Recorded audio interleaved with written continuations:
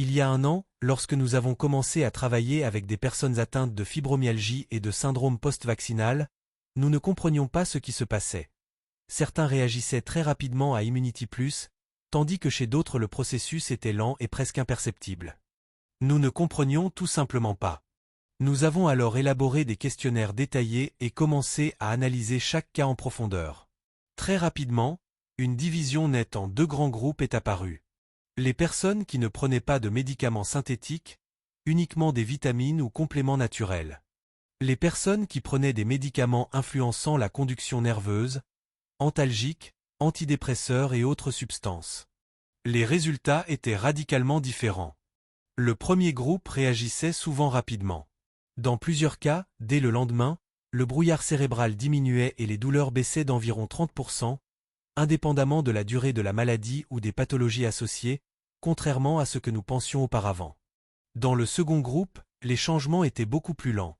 Un léger regain d'énergie n'apparaissait qu'au bout de 2 mois. Ces personnes prenaient un nombre important de médicaments bloquant les signaux nerveux. Les améliorations devenaient plus visibles lorsqu'elles réduisaient progressivement les doses. Nous avons également identifié un troisième groupe. Des personnes qui ne présentaient aucune réaction à Immunity+ pendant plusieurs mois. Il s'est avéré qu'elles avaient subi un sectionnement chirurgical de certains nerfs. Notre analyse statistique montre à quel point le fonctionnement des systèmes nerveux et immunitaires est étroitement lié. Cela est logique. Pensez à n'importe quel système complexe, qu'il s'agisse d'une voiture ou d'un ordinateur.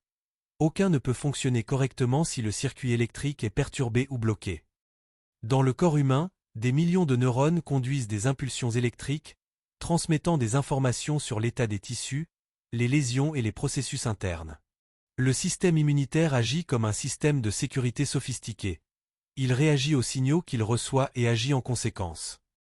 Donc maintenant, on documente un peu tout ce qu'on fait. Dès qu'on a des informations, on en fait un peu des synthèses et puis on voit sur certains types de maladies comment ça se passe.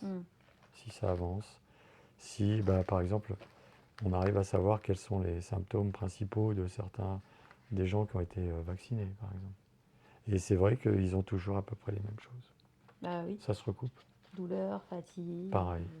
C'est toujours le même processus, toujours pas. Il y en a, ça se passe au bout d'une injection, mais ils avaient certainement déjà des choses un peu sous-jacentes qui tout de suite se sont Qui est révélées. enflammé. Il y en a d'autres, c'est à la deuxième, parfois troisième injection. Et oui, ça va créer un système inflammatoire. Voilà. Donc après, on a ce genre de choses qui sortent dans la presse. On se demande pourquoi.